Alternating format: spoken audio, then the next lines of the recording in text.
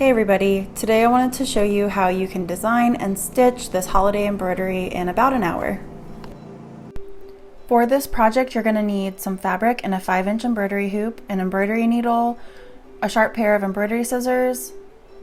You'll also need a marker. I use this water-soluble marker that you can wash away at the end.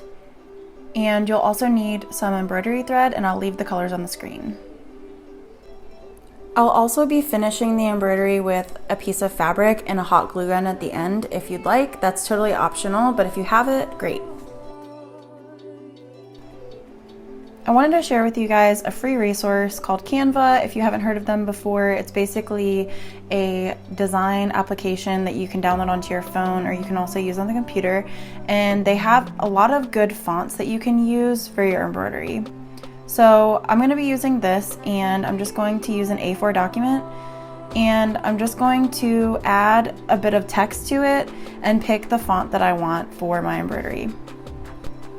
I pretty much eyeballed this, but I added the first largest heading and didn't change the font size, and then once you're happy with the font, you just print it off, and then we'll be designing the border along the embroidery. I took my hoop and traced the inner ring so I could see how much area we had to work with.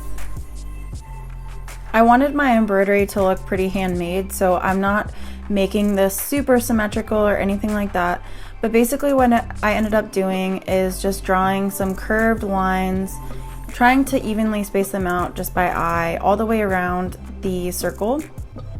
And these are going to be the stems of the pine leaves that I'll be drawing. Then I went back in and drew the little sprigs on the pine leaves.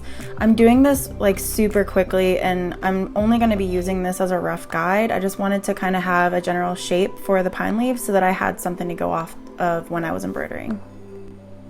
I also added in 3 little berries or circles to mark out where I wanted to put the little red berries in the design as well. This is one of the major reasons why I like to use water-soluble markers, because sometimes I'm not entirely going line for line off of a stencil that I make, and it's more about just marking out the general area of where I want to stitch. And so that way you can wash it off and you're not having any marks show through from the stencil that you transfer onto the fabric. Once I was happy with the design, I went back in with a Sharpie because I wanted to make sure that the stencil that I made was a little bit more visible, because I'm going to be basically tracing it and looking at it through the fabric when I do that. So I have my iPad, but if you don't have an iPad to use as kind of a light box, you can also use a sunny window and it will work just the same way. So basically I just put the embroidery hoop face down onto the paper so that it's touching the paper and you can see as well as possible through the fabric. And then I just went in and traced the design with my water-soluble marker. Once I was done tracing out the stencil, I went ahead and flipped the fabric back around so I was embroidering it with the excess fabric in the back. And I made sure to pull the fabric nice and tight. Try not to warp the fabric by doing this, but you do want it to be kind of tight like a drum. And then make sure your screw is tight on the top of the embroidery hoop. So I'm starting out first with black, and I'm gonna go ahead and stitch the letters in black. And I'm tying a knot at the end of my thread, that way it won't pull all the way through when I first get started. And I'm going to be using a back stitch for this lettering. I feel like this lettering is pretty like small and elegant, and I think the back stitch is good for something that's a little bit more detailed or kind of a skinny line that you want. Some stitches like the chain stitch are nice for lettering as well, but I feel like chain stitches are kind of thick, and like I said, this lettering I wanted it to be a little bit more elegant looking. So if you're not familiar with how a back stitch works, you basically just make one like standard sewing stitch.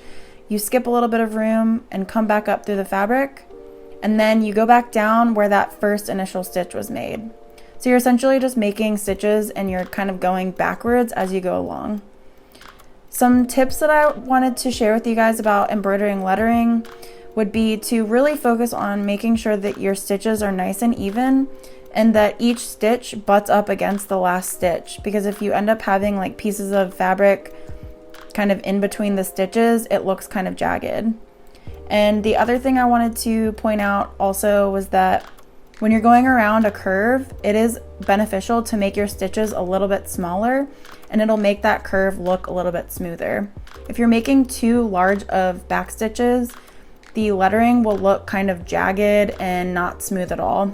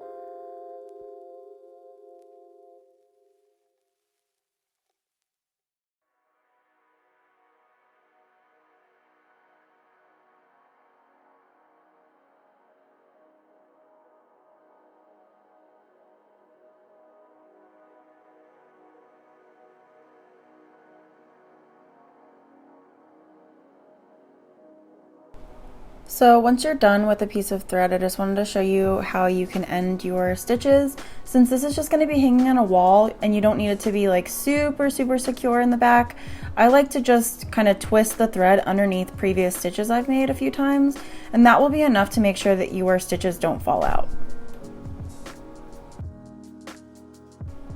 For the pine leaves, I'm going in with that dark green color, and I'm going to be making one straight stitch at the very tip of the pine leaf.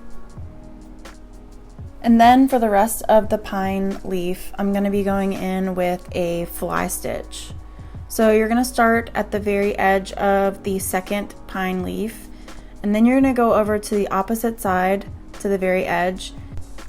You're going to pull the floss partially through catching the loop with your thumb, and then you're going to go back up at the bottom of that initial stitch and pull tight, and it will catch that loop, and then you're just going to secure it by going back down underneath of the loop that you just made.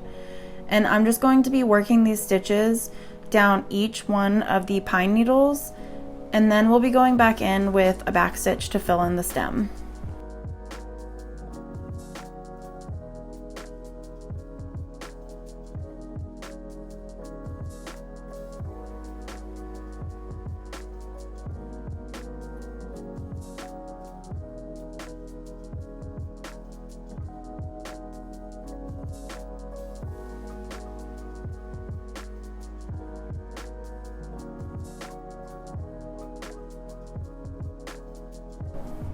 So now I'm just going back in and filling in the gaps where there isn't stitches for the stem with some back stitches all the way up the pine leaf.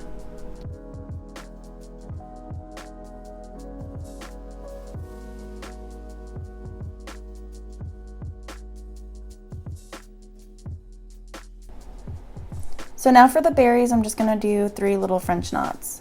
So you're going to come up through the fabric and hold the embroidery floss with your other hand.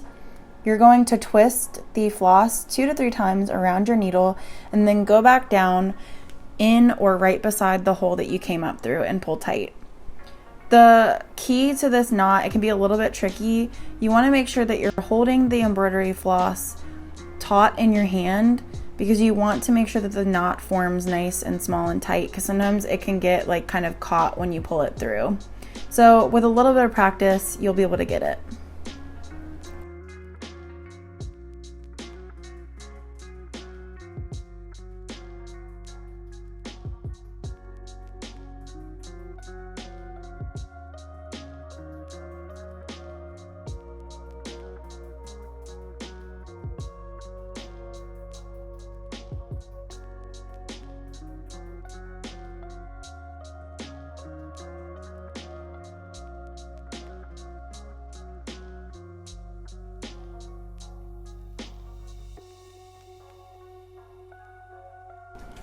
So I rinsed off the stencil and allowed the embroidery to dry, and now I'm just going to be finishing off the embroidery with a piece of fabric. I figured green would be nice and festive, and basically I'm just sandwiching the two fabrics together and putting it back in the hoop.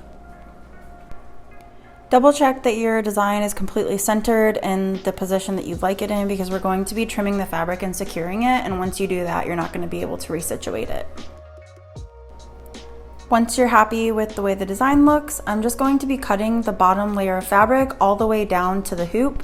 You don't necessarily need to secure this because it's basically tucked in between the two hoops, but you're going to leave a little bit of probably like an inch or so of the top fabric so that we can secure that fabric onto the back of the hoop. So now I'm just cutting with about that amount of margin around the hoop, and then I'll be going back in with some hot glue. I kind of just do it around the top of the ring and just kind of tuck it. You might want to use something other than your thumb because it's really hot and I tend to burn myself all the time, so just be careful.